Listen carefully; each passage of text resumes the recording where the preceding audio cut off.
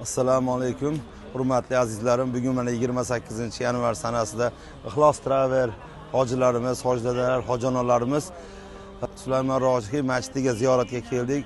Buni shom namozini shu yerda masjidda, katta masjidda ado etib, mana Xurmo bog'iga kelib, Ixlos Travel jamoasini Zulfur Rahman oshxonasini xodimlari chiroyli mehmondorchilik qilib, mana chiroyli oshlarni tuzadi. Hamma hojilarimiz xursand. Nafaqat bu yerdagi taomlar, Ares mehmonxonamizdagi taomlarni ham yangi so'yilgan mol go'shtlarda, halol go'shtlarda birinchi, ikkinchi ovqatlar, salatlarimizdan juda ham chiroyli qilib mehmondorchilik qilib beryapti. Bu ukalarimizga, tashkilotchi ukalarimizga, Zulfur Rahman oshxonasini xodimlariga hammalaridan Alloh rozi bo'lsin. Juda ham xursandmiz. Hojilarimiz ham, otaxonlar ham, onaxonlar ham juda ham xursand, mamnunmiz.